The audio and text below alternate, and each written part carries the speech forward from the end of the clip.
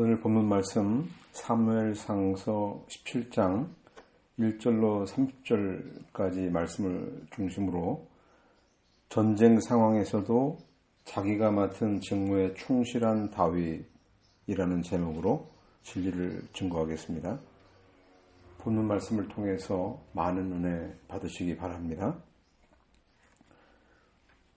오늘 그 본문 말씀의 내용은 블레셋이 전쟁을 일으키고 거인 장수 골리앗을 앞세워서 40일 동안 이스라엘과 하나님을 모독하는 그 장면을 목격한 다윗이 어떤 반응을 보였는가 하는 것을 다루고 있습니다.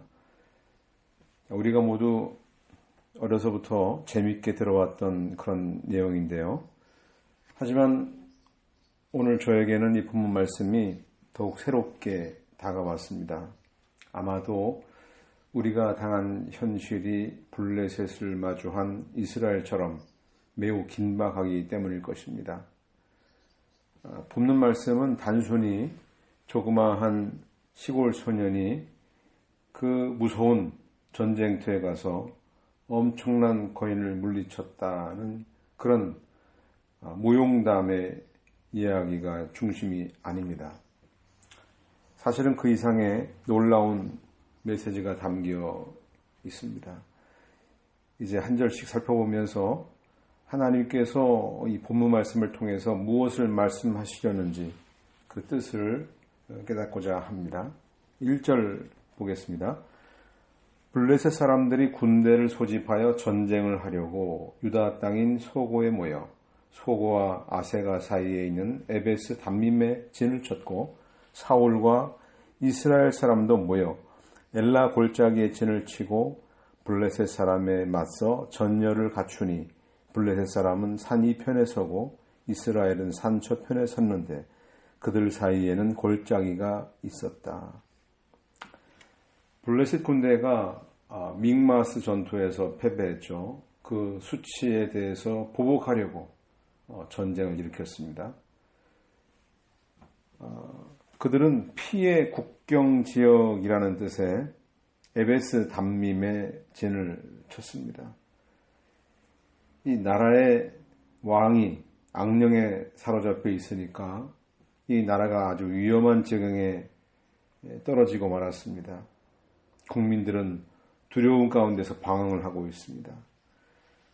하나님의 백성들이 하나님을 의지하지 않고 자기 실력을 의지하고 곁길로 나가니까 누가 기뻐할까요? 사탄 마귀가 가장 기뻐하지요. 그래서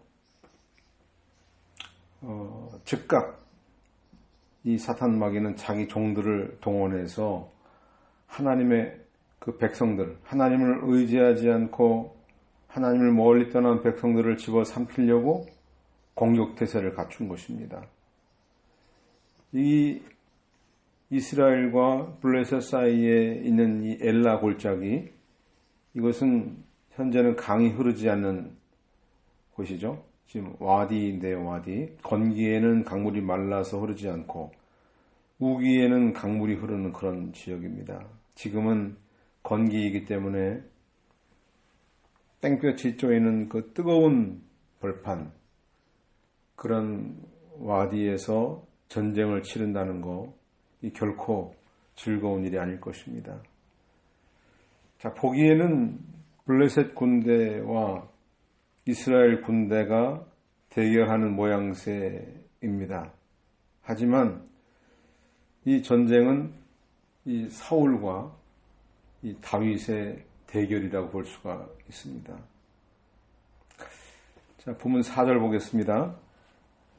가드 사람으로 이름이 골리앗인 한 장수가 블레셋 진영에서 나왔는데 그의 키는 6규빗 한 뼘이고 머리에는 노투구를 썼으며 무게가 놋 5,000 세겔 되는 비늘 갑옷을 입었고 그의 다리에는 놋 견갑을 치고 그의 어깨 사이에는 놋 단창이 있었으며 그의 창자루는 배틀채 같았고 그의 창날은 철 600세겔이며 방패든 자가 그보다 앞서 나왔다. 블레셋 측에서 골리앗이라는 한 장수가 나왔는데 그는 가드 출신이라고 했고요. 이 가드에는 아낙 자손이 있었는데 바로 아낙 자손이었습니다. 키가 무려 3m, 보기에도 엄청난 위압감을 느낄 정도이겠죠.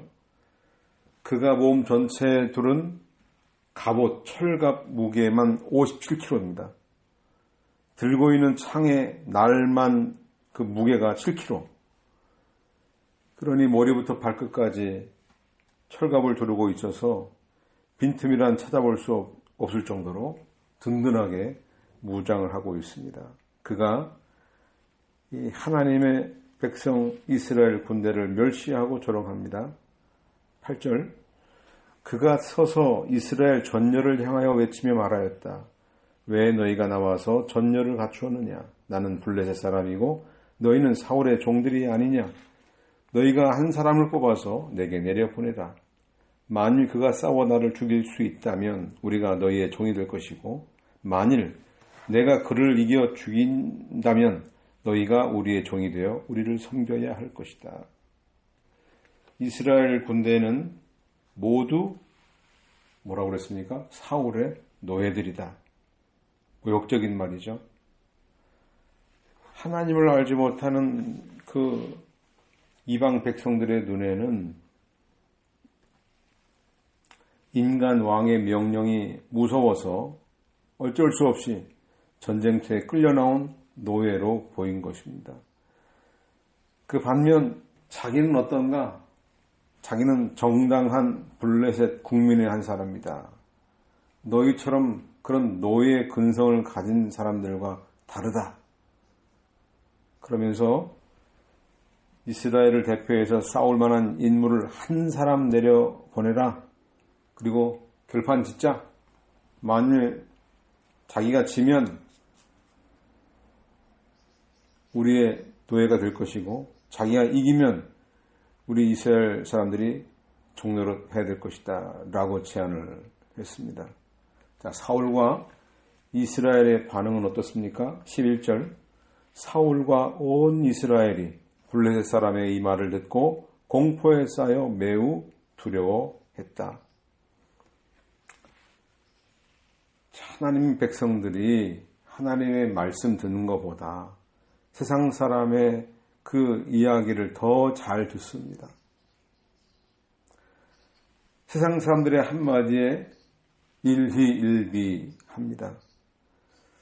그래서 믿는 사람들이 믿음에서 떠나게 되면 세상 사람들이 하는 이야기, 세상의 소식을 들으면서 거기에서 위로를 받기도 하고 또 절망하기도 합니다. 거기에서 소망을 찾아보려고 애를 씁니다. 누가 그러는데 뭐라고 하더라. 이 뜬 소문에 사람들이 그 마음이 들쭉날쭉하게 되죠. 우리가 사람에게서는 스스로 이 급박한 현실을 헤쳐나갈 수 있는 길, 그런 방도를 찾을 수가 없다는 사실을 잊어서는 안 되겠습니다. 세상 소식은 언제나 두려움을 가져다 줄 뿐입니다. 자, 어떻게 해서 이렇게 하나님의 군대가, 하나님의 백성들이 이 블레셋이라는 나라 앞에 벌벌 떨면서 두려워하게 되었습니까? 처음에는 이렇게 될 줄 몰랐습니다. 우리는 이 골리앗의 출신지가 가드라는 거에서 해답을 얻을 수 있는데요. 그 장수가 가드 사람이라고 했었죠. 이 가드는 역사적으로 어떤 곳이었습니까? 블레셋을 대표하는 5대 도시 중 하나였죠. 거기에 아낙 자손들이 살고 있었다고 했습니다. 여호수아 11장 22절, 이스라엘 자손의 땅에는 아낙 사람들이 하나도 남아있지 않았고 가사와 가드와 아스도세만 남아 있었다. 여호수아 정복 전쟁 당시에 가나안 땅에서 이 가나안 민족을 쫓아낼 때 거의 다 차지했는데 그 중에 가사와 가드와 아스돗에 있는 아낙 사람들은 진멸하지 못했다는 것이죠. 자, 여호수아 정복 전쟁 당시에 정탐꾼의 보고에 따르면 민수기 13장 33절이 나오는데요. 자기들은 아낙 자손에 비교해 보니까 메뚜기와 같이 작게 보였다 그랬습니다. 그러니까 본래 정복 전쟁 때 진멸했어야 마땅한 족속들이죠. 그런데 완전히 진멸하지 않았어요. 아마 그들의 노동력을 좀 이용해 먹으면 유익하지 않을까, 이런 얄팍한 생각을 했는지 모르겠습니다.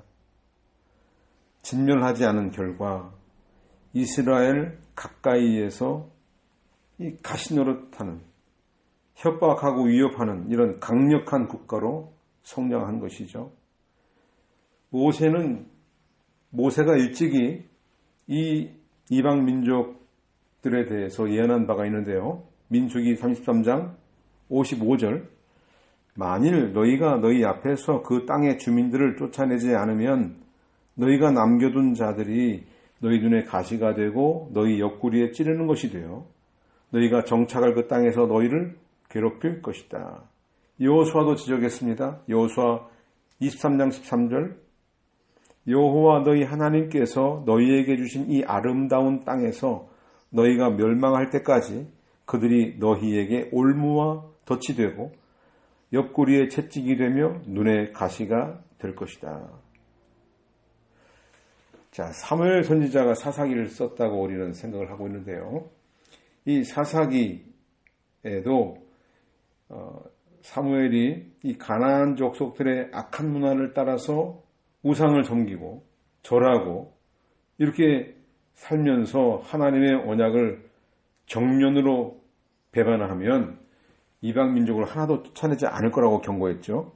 사사기 2장 20절, 여호와께서 이스라엘에게 진노하시며 말씀하셨다. 내가 그들의 조상에게 명령한 내 언약을 이 백성이 버리고 내 목소리를 귀 기울여 듣지 않았으므로 나 역시 다시는 여호수아가 죽을 때에 남겨둔 민족들 가운데 하나라도 그들 앞에서 쫓아내지 않을 것이다. 이렇게 이방 민족을 쫓아내지 않은 이유가 뭐라고 했습니까? 사사기 3장 4절에 보면 이 민족들을 남겨두신 것은 모세의 손을 통해 이스라엘의 조상에게 명령하신 여호와의 계명들을 그들이 귀 기울여 듣는지 시험해 보려는 것이었다. 가나안에 살고 있는 이 젊은 사람들, 정복 전쟁의 그 후손들이죠. 당시의 후손들. 이들은 전쟁이 뭔지 몰라요. 이 젊은 세대를 시험하기 위해서라고 하셨어요. 하나님의 계명의 말씀을 잘 듣고 순종하는 게 사는 길입니다.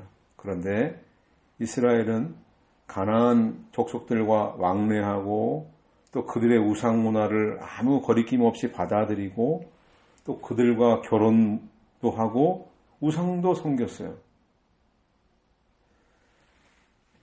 자, 우리 대한민국이요. 얼마나 교회가 많습니까?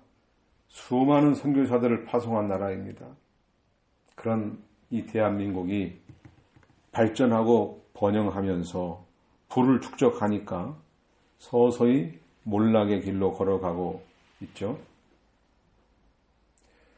야고보 사도가 이와 같이 경고했습니다. 야고보 4장 4절, 간음하는 여자들아, 세상과 벗되는 것이 하나님과 원수된다는 것을 알지 못하느냐? 그러므로 누구든지 세상과 벗되고자 하는 자는 하나님과 원수가 되는 것이다. 하나님을 사랑하는 것보다 세상을 더 사랑해요. 하나님을 의지하는 것보다 세상을 더 의지해요. 하나님을 기뻐하는 것보다 세상을 더 기뻐해요. 이게 바로 간음하는 여자들을 가리키는 말이에요. 세상의 가치관과 방식을 따라 살아갑니다. 신앙의 정절을 잃은 사람들. 자, 우리나라에 간통법이 폐지되었죠? 근데 마음만 맞으면 결혼하고도 잠자리를 해도 죄가 안 돼요. 죄가 아니래요. 낙태법 통과시켰나요? 아직 통과 안 됐나요? 어린아이 생명을 마음대로 죽여도 죄가 아니다. 사람의 수명을 조절하는 존엄사법, 이게 통과되었죠. 동성애를 성적 취향이라는 명분으로 허용하고 동성혼인을 합법화하려고 합니다. 공개적으로 불법을 저지르고 그걸 정당화하고 의인으로 포장합니다. 부모의 권위를 땅바닥에 추락시키고 어린아이들을 전면에 내세워서 국가를 이끌어가게 하려고 하죠. 하나님의 창조 질서에 정면으로 대항하고 있습니다. 우리나라에 지금 이슬람권 민족들이 그리고 중화권 민족들이 계속해서 몰려들어오고 있습니다. 지금 코로나 사태에도 불구하고 계속해서 몰려들어오고 있어요. 우리 영토를 차지하게 하나님이 허용하셨다고밖에 볼 수가 없습니다. 국민들은 이런 소식을 들으면 공포에 쌓여서 두려워할 수밖에 없어요. 그런데 놀랍게도 하나님의 언약 백성이라고 하는 사람들이 그런 범죄 행위를 하는 사람들을 옳다고 주장하면서 그들을 추종을 해요. 설사 추종하지 않고 있다 하더라도 친북을 지키는 것만으로도 그들을 동조하는 행위이죠. 신앙은 중립지대가 없죠. 이스라엘의 그 뼈아픈 역사가 반복되고 있습니다. 하나님께서는 현재 우리나라가 처하고 있는 이런 전 국민이 고통스러워하고 있는 괴로움의 원인 뭐냐? 언약을 거역하고 하나님을 불순종했기 때문이다 라고 명확하게 말씀하십니다. 인본주의, 물질주의, 세상주의 이런 죄악 세상에서 거룩한 삶을 살지 않은 대가는 참으로 혹독한 것을 말해주고 있습니다. 우리나라의 현재 모습, 멸망 직전의 이스라엘과 별 차이가 없습니다. 이제라도 돌이켜야 되는데요. 사람들이 뭐라고 합니까? 아니 도대체 내가 뭘 잘못했다는 말이야? 내가 언제 하나님을 사랑하지 않았다고 해? 내가 언제 하나님을 무시했어? 나는 성실하게 예배드렸어.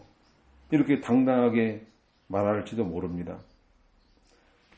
그런 분들은 말라기 선지자의 예언을 주목해야 합니다. 말라기 2장 17절 너희가 너희의 말로 여호와를 괴롭히고도 말하기를 우리가 어떻게 괴롭혔습니까? 라고 한다. 너희는 여호와께서 모든 악한 일을 저지르는 사람도 좋게 보시며 오히려 그런 사람들을 기뻐하신다 하며 말하기를 공평한 하나님이 어디에 계신가? 라고 한다. 불의한 일을 저지르고도요. 악인을 향해 옳다고 두도내요. 하나님이 그런 사람을 기뻐한대요. 한편으로는 공평한 하나님이 어디 있냐고 또 그렇게 따져 물어요. 하나님의 심판을 두려워하지 않는 거죠. 사도 요한도 지적합니다. 요한일서 1장 8절 10절 만일 우리가 죄 없다고 말하면 우리는 자신을 속이는 것이며 진리가 우리 안에 있지 않다. 만일 우리가 죄를 짓지 않았다고 말하면 하나님을 거짓말쟁이로 만드는 것이며 그분의 말씀이 우리 안에 있지 않다. 사람들은 자기의 그 죄, 악을 지적하면 되게 기분 나빠하죠. 불쾌해합니다. 하지만 그것이 사실이에요. 자, 12절에 드디어 다윗이 등장합니다. 이 17장부터의 주인공, 블레셋도 아니고 골리앗도 아니에요. 골리앗이라는 이름은 단 2번 언급해요. 그리고 뭐라고 합니까? 블레셋 사람이라고 대체 쓰고 있습니다. 이건 뭐냐면은 골리앗같이 이 장대한 장수도 그 많은 블레셋 사람 중에 한 사람일 뿐이다. 미미한 존재다. 하나님 볼 때는 아주 작은 존재다. 반면 다윗의 이름은 계속해서 언급되고 있습니다. 그만큼 다윗의 역할과 영향력이 그만큼 탁월하다는 것을 암시하는 것이죠. 12절 말씀 다윗은 유다 베들레헴 에브라 사람 이세 아들이었는데 이세에게는 8명의 아들이 있었고 그는 사울 당시 사람들 중에서 나이가 많은 자였다. 이세의 장성한 세 아들은 사울을 따라 전쟁에 나갔는데 전쟁에 나간 세 아들의 이름은 장남 엘리압, 둘째 아비나답, 그리고 셋째 삼마이며 다윗은 막내였다. 장성한 아들 셋은 사울을 따라갔고 이세는 아담의 후손으로서 메시아의 족보에 중요한 역할을 한 인물입니다. 그의 나이가 많다고 했는데 대략 60여 세가 아니었을까 이렇게 추측을 합니다. 이세의 사명은 다윗을 역사의 전면에 내세우는 것입니다. 다윗의 첫째, 둘째, 셋째 형들은 전쟁터에 나올 정도로 장성했지만 다윗은 어려서 전쟁할 나이도 못 되는 인물이다 라는 것을 알려주고 있어요. 15절 봅니다. 다윗은 사울에게 왕래하며 베들레헴에 있는 자기 아버지의 양을 칠 때 그 블레셋 사람이 아침 저녁으로 나와서 40일 동안 자신을 과시하였다. 자, 다윗은 자기의 나이도 그렇고 키도 그렇고 여건상 블레셋과 전쟁에 개입할 여지가 전혀 보이지 않는 상황이에요. 그럴 계획도 없었습니다. 그리고 뭐 했다고 했습니까? 이방 나라 장수가 매일 아침 저녁마다 나와서 자신을 과시하고 있을 때 다윗은 부지런히 자신이 맡은 양떼를 돌보는 일에 집중했습니다. 지금 사울이 불러서 악령을 쫓아내는 그런 사울을 섬기는 일을 맡았음에도 수금을 연주할 때는 왕 곁에 있고 그렇지 않을 때는 항상 양떼와 같이 시간을 보냈다는 것이에요. 왕에게 총애를 받고 나서도 목동이라고 하는 자기 직무를 게을리지 않았다는 것이죠. 다윗은 가는 곳마다 사람들이 불렀습니다. 다윗의 손길이 필요하기 때문이죠. 이 가장 불행한 사람은 어떤 사람일까요? 가는 데마다 문전박대 당하는 사람, 환영받지 못하는 사람, 일만 만드는 사람. 그래서 그리스도인들은 아주 독특한 존재입니다. 모두가 다 환영받을 만한 그러한 성품, 그러한 인품을 가진 사람들이 그리스도인들이지 않습니까? 기술이 많아서가 라기보다도 그의 인품 때문에 같이 있고 싶어해요. 그 이야기를 듣고 싶어해요. 그러니까 다윗을 보면서 우리는 단번에 큰 일을 하려고 할 생각을 해서는 안 되겠어요. 현재 주어진 직무가 가정을 돌보는 일이면은 가정에서 자녀의 부모로서 부모의 어떤 자녀로서 공부하는 학생으로서 또 남의 수하에 있으면 그 기업체가 잘 되도록 열심히 일하기 바랍니다. 교회에서 직분을 맡았으면 설사 화장실 청소 봉사를 하더라도 그 작은 일이지만 맡겨준 하나님께 감사하는 마음으로 보답하기 위해서 온유 겸손해서 충성스럽게 감당하기 바랍니다. 또 남의 나라에 가 살게 되는 경우 있어요. 저 외국 사람이 한국에 와서 유학하는 사람들이 있죠. 또 우리나라 사람들이 외국에 가서 유학을 하기도 하죠. 또 이민을 가기도 해요. 그러면 그 혜택을 누리게 해준 그 나라에 누가 되지 않도록 열심히 일하면서 그 나라의 영예를 드높이면서 세금 잘 내고 그렇게 살아가야 되는 거예요. 이거 다 하나님이 갚아 주실 것입니다. 다윗은 이런 경험을 수도 없이 했기 때문에 이런 시를 지었습니다. 시편 18편 23절, 24절. 내가 또 그분 앞에 온전하여 죄악으로부터 내 자신을 지켰다. 그러므로 여호와께서 내 의를 따라 내게 보상하시고 그분의 눈앞에서 내 손의 정결함을 따라 갚아 주셨다. 하는 일마다 하나님이 복을 주신 거예요. 예수님도 은밀하게 하라고 하시는 것이 있었죠. 기도할 때 은밀하게 하고 구제할 때 은밀하게 하고 그러면 은밀한 하나님이 갚아주실 것이다. 마태복음 6장 4절 그리하면 은밀히 보시는 내 아버지께서 내게 갚아주실 것이다. 다윗은 아버지의 심부름을 충성스럽게 감당했습니다. 본문 17절 이새가 자기 아들 다윗에게 말하였다.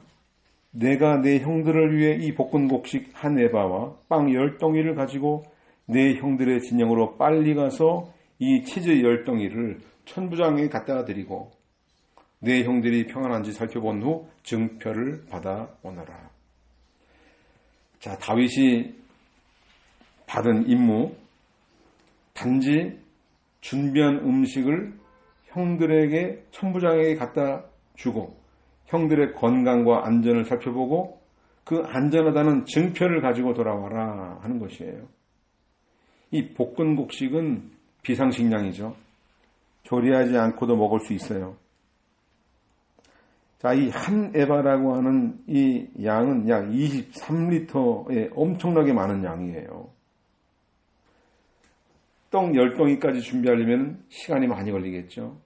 다윗은 아버지가 내려주신 이 명령, 이 임무를 순종하기 위해서 아침 일찍 일어났다 그랬어요. 빈틈없이 준비하고 출발하는 다윗.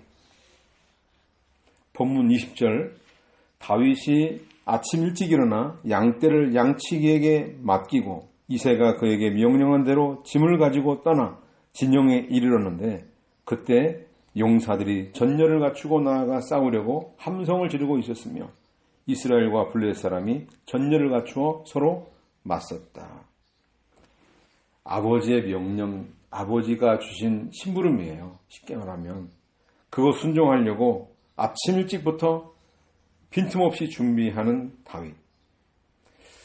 어떻게 보면 형들이 맨날 멸시하고 천대하고 무시했던 그런 형들인데 그 음식을 형들에게 챙겨다 준다는 거 좀 즐겁지 않을 텐데 말이에요. 다윗은 정말로 정성껏 준비합니다. 그리고 다윗은 형들이 안전하게 있다는 증표를 가지고 와야 했어요. 그런데 하나님 역사 놀랍습니다. 다윗이 가져오게 될 이 증표, 형들의 안전뿐 아니라 이스라엘 전체의 평화를 가져오게 될 놀라운 증표를 가지고 돌아올 것입니다. 자, 본문 20절 다윗이 아침 일찍 일어나 양떼를 양치기에게 맡기고 이새가 방금 읽었죠. 네. 그에게 명령한 대로 짐을 가지고 떠나 그랬어요. 떠났다. 이거는요. 잠시 동안 고민할 겨를도 없이 즉시 떠난 거예요. 야, 저희 전쟁터에 가면 위험하지 않을까? 괜히 내 갔다가 이상한 일 당하는 거 아닐까? 블레셋 사람들은 굉장히 힘도 세고 무섭대는데 괜찮을까? 걱정하지 않겠어요? 사실은 우리 그리스도인들이 가는 곳마다 발걸음이 닿는 곳마다 전쟁터입니다. 전쟁터. 마귀가 오는 사자처럼 포효하는 그런 영적 전쟁터. 이걸 잊지 말아야 돼요. 자, 우리나라 청년들 중 또 많은 분들이 가는 군대 다 그렇지 않겠지만 더러는 군 입대하라는 통지서를 받으면 군대에 들어가는 일이 무슨 사형장에 끌려가는 사람같이 입을 뒤집어 쓰고 눕는 일이 있어요. 술판 버리고 인생 다 끝난 것처럼 그렇게 살아가는 사람들이 있습니다. 어차피 갈 건데 그 정신 상태 너무 흐리멍텅하지 않습니까? 아직 어리고 연약해서 이게 지금 어떤 자리에 자기가 있는지를 알지 못해요. 국가의 부름 받고 이 전쟁터에 나가기 위해서 훈련받는 일. 이거 얼마나 영광스러운 일입니까? 생각 차이죠. 한 장 차이예요. 다윗은 이스라엘의 기쁨을 안겨줄 엄청난 사건이 일어날 줄 전혀 알지 못한 채로 전쟁터로 떠납니다. 그때 그의 심정이 어땠을까요? 마음에 두려움은 전혀 없어요. 오히려 즐겁고 고요하고 평온했어요. 자, 시편 131편 1절 2절 여호와시여 내 마음이 교만하지 않고 내 눈이 높지 않으니 나는 큰 일들과 놀라운 일들을 멀리했습니다. 오히려 나는 어머니의 품에 안긴 젖된 아이같이 내 마음을 고요하고 평온하게 하였으니 내 마음이 젖된 아이 같습니다. 다윗은 늘 이러한 마음의 상태를 가졌어요. 때에 따라 변하지 않아요. 국가를 수호하기 위해서 국가가 부르면 국민을 위해서 한 목숨 바쳐 헌신할 기회를 얻게 된 거, 이게 감사한 일 아닙니까? 내 한 목숨 초기같이 버려서 이 나라를 위해서 봉사하겠다. 국민을 위해 봉사하겠다. 사실 우리 대한민국에 태어난 사람 치고 대한민국의 혜택을 받지 않은 사람이 누가 있습니까? 국가의 보호를 받고 있었고 장학금도 받았고 이 세계에 우뚝 선 대한민국의 국민이다. 얼마나 큰 자부심이 있었습니까? 모든 나라가 부러워하는 나라였습니다.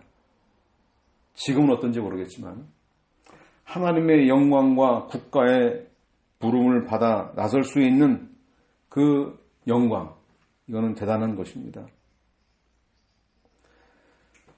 자, 우리가 믿음이 연약할 때는 세상 욕심이 채워지지 않아서 늘 불행하게 생각을 합니다. 만약에 다윗이 자기 능력을 과대평가했다면 이 왕의 그 악령을 쫓아내는 음악 치료사로 부름받았을 때, 야, 이거 내가 드디어 정치에 뛰어들 수 있게 되었구나 하고 목동리를 당장 정리하지 않겠습니까? 그리고 형들에게 보란듯이 집안을 박차고 나갑니다. 그리고 사울왕의 후광을 입어서 성공하기 위해서 온 정력을 기울였을 텐데 다윗은요, 목동으로 양치면서 하나님 한 분 소유한 거, 그분과 함께 동행하고 그분과 함께 교통하고 사귀는 일, 이걸 하고 보니까 이 세상에 대한 욕심은 온데간데 없어져 버렸어요. 그래서 평온한 상태가 유지된 거예요. 세상에 어떤 근심이나 갈등도 없어요.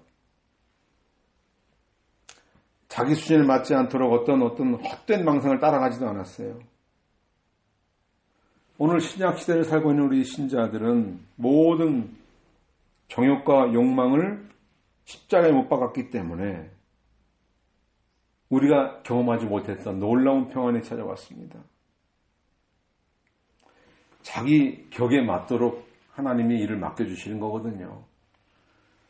그런데 분에 넘치는 그런 직분을 요구하게 되면 그 사람에게 무엇이 유익이 되겠습니까? 우리 스승 목사님의 증언인데요. 하루는 어느 집사님이 칼을 들고 찾아왔대요. 목사님 앞에서 탁자에다가 칼로 쿵 찍으면서 왜 나를 장로시켜주지 않느냐 이렇게 따지는 일이 벌어졌다고 합니다. 그때 스승 목사님이 하신 말씀, 그래서 안 시켰습니다. 그래서 안 시켰습니다. 지금 하는 걸 보니까 장로시켰다가 큰일 날 것 같으니까 그래서 안 시켰습니다. 라고 말을 해 주었다고 합니다. 속에 명예의 영광심으로 가득 차서 직분 받으면 무슨 소용이 있습니까? 장로 직분이 오히려 자기를 망치고 교만죄에 빠지게 한다면 그 직분이 무슨 유익이 있겠습니까? 스승 목사님의 해안이 사실은 그분의 직분을 반려한 것이죠. 거부한 것이죠. 다윗은 그러한 욕심을 가지지 않았어요. 그런 명예 영광심도 없었습니다.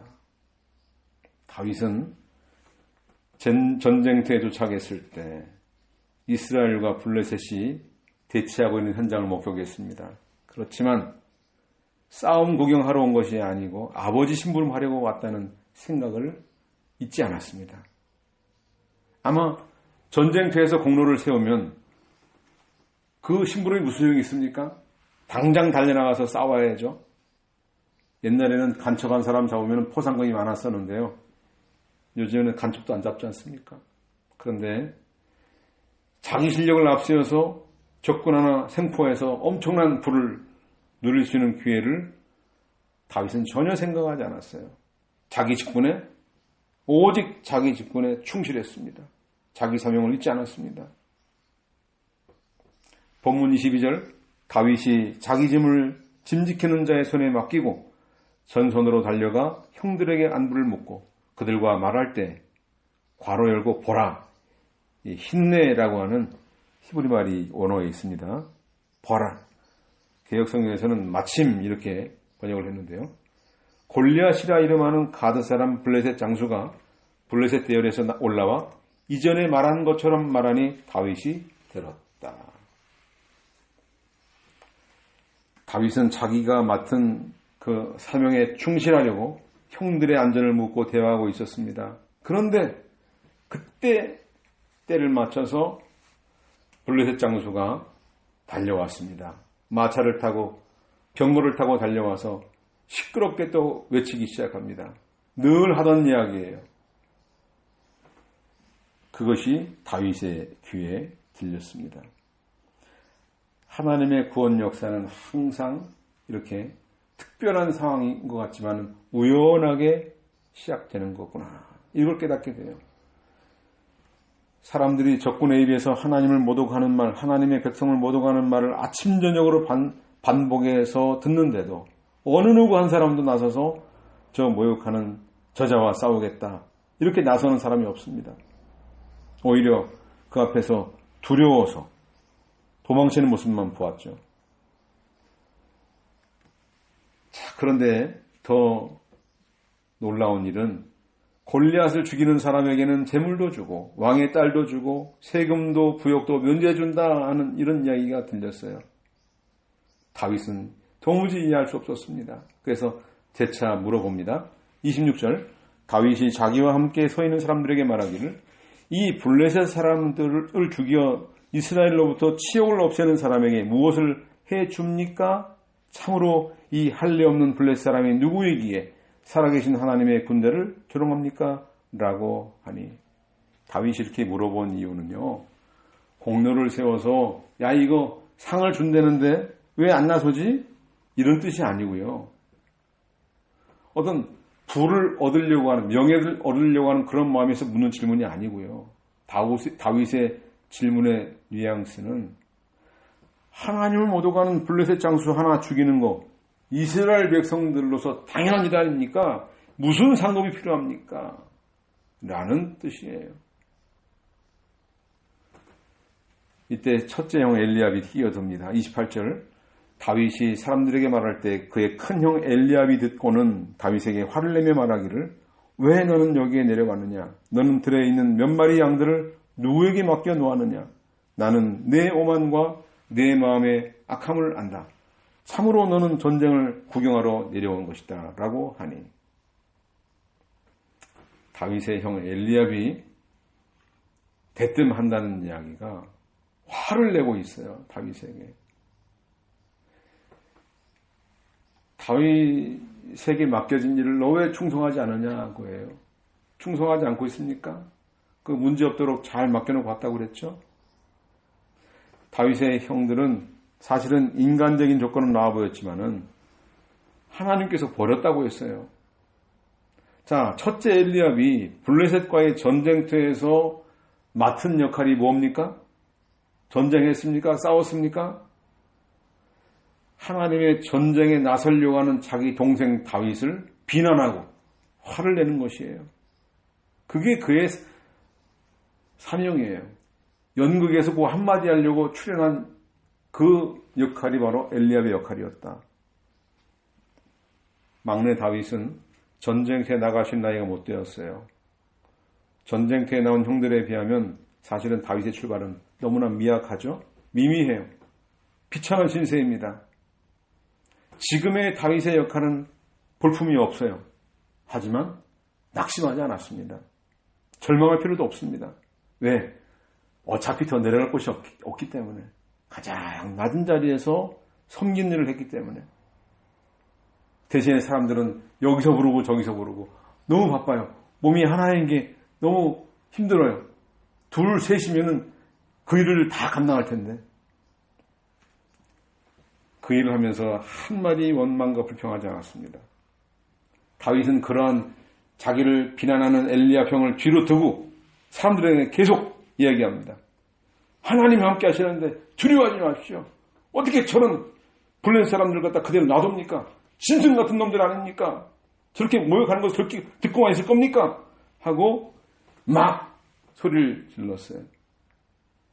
그건 다시 말하면 내가 전쟁터에 나가겠다라고 선언하는 거 마찬가지죠. 이스라엘 군대 전체가 패배의식에 사로잡혀 있습니다. 하나님의 영광이 떠났습니다. 사람들이 하나님을 모욕하고 이스라엘을 모욕을 해도 감각이 무뎌졌어요. 이제는 그게 평상시의 느낌으로 다가오고 있어요. 아무리 따져 물으며 그냥 보고만 있지 말라고, 낙심하지 말라고, 용기를 북돋아도 돌아온 대답은 뭐예요? 우리가 메뚜기 같이 작은데 어떻게 상대해?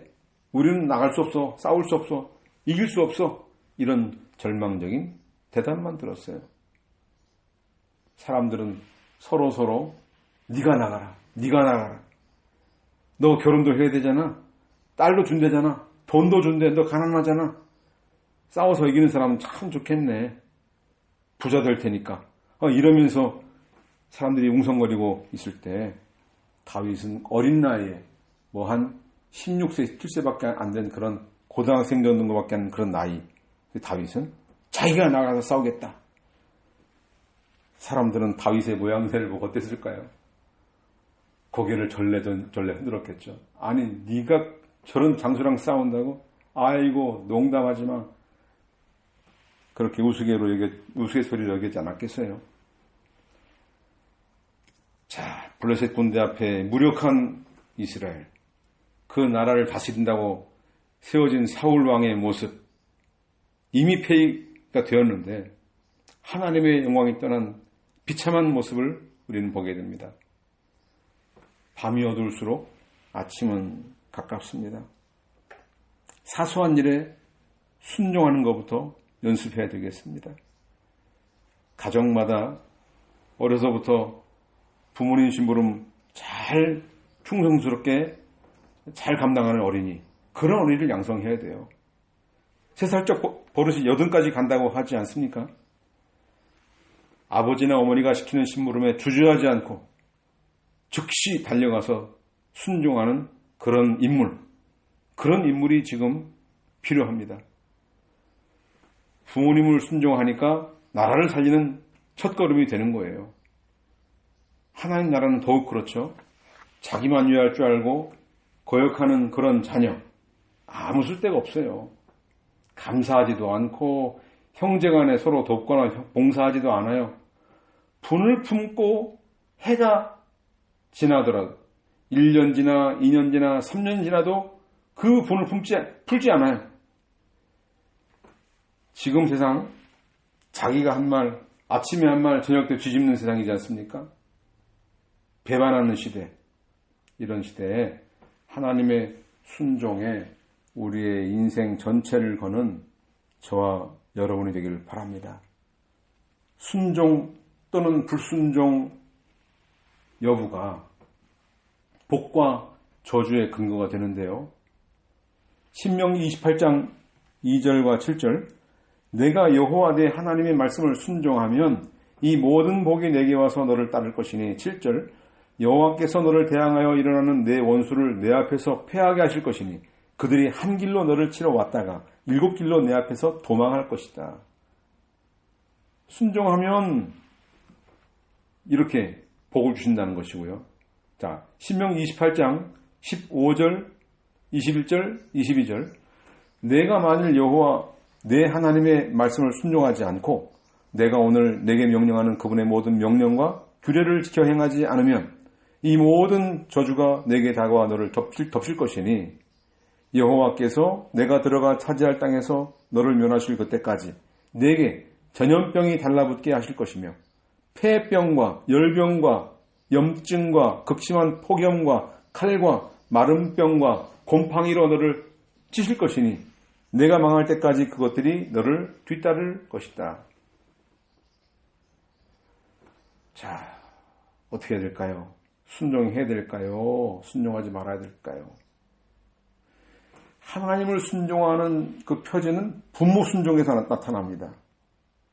부모 순종이 바로 하나님을 순종하는지 여부를 나타내는 표지가 돼요. 잠언 1장 8절과 9절 내 아들아 내 아버지의 훈계를 듣고 내 어머니의 법을 무시하지 마라. 그것들은 내 머리에 아름다운 화관이며 내 목에 목걸이이기 때문이다.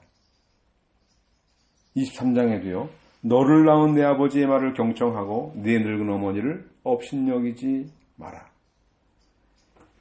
순종의 본은 바로 예수님이시죠. 예수님 어렸을 때 누가복음 2장 51절 예수께서 그들과 함께 나사렛으로 내려가셔서 순종하며 지내셨고 그분의 어머니는 이 모든 일을 마음에 간직하였다.